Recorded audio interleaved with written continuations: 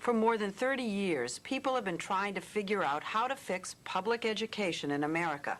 We've looked to charter schools and magnet schools, to vouchers and school choice. Now we're looking to a steady diet of standardized tests to do the trick. One place no one would ever think to look is the Pentagon. Why would we? Let's go! Let's go! Well, everyone knows that the U.S. military trains soldiers for war. How many know it also trains its children for life? Try to use some of the vocabulary words that you see hanging around the room.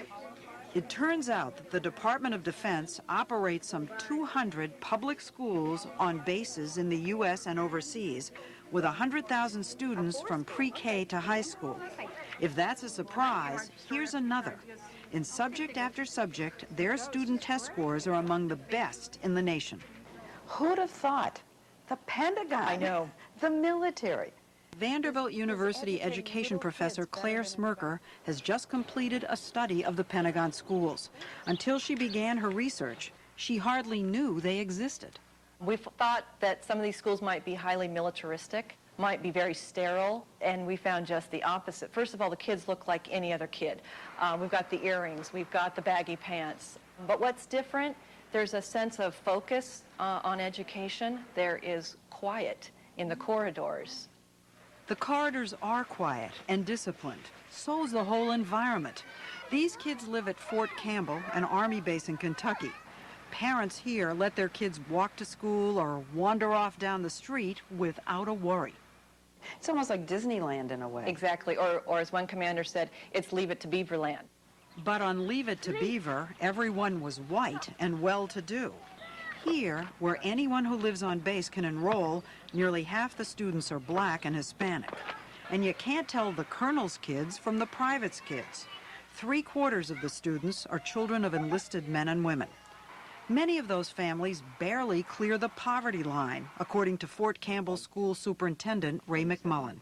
We have qualifying for services of free and reduced lunch, 64% of our kids. 64%? Yes. On lower income level. That's correct. But here, low income doesn't mean low achievement. You can look at our kids. You can't tell what economic level they're at. By their scores. By their scores. Some of the poorest families have found great success in our schools. And the Pentagon has accomplished something which has eluded public schools almost everywhere else, narrowing the achievement gap between minority kids and white kids. Tell me if this is true, that you have the narrowest gap between minorities and whites in the entire country. That is correct. That means that among minorities, their students score at the very top of national tests in reading, writing, and math, which raises the obvious question, can this be exported? Parents everywhere would like to have what you have here: high scores, safe environment, disciplined classrooms. Can it really, honestly, be duplicated out there in the real world? Absolutely. It can be duplicated everywhere in America. It sure can. You are such an optimist. How are you going to reproduce, for instance, the military's 50-year record of racial integration? How many of you will go to college? These high expectations, regardless of race, are the product of a culture as close to colorblind as anything we have in America. And just try reproducing in the inner city the small schools they have on base, or the big budgets. Per pupil spending here runs 15% above the national average. Okay, try it. Another thing, every kid here has a parent with a job and at least a high school diploma. But there is one thing that could be duplicated in every community in the country: parent involvement. Everywhere we looked in the Pentagon schools, we saw parents, gobs of them.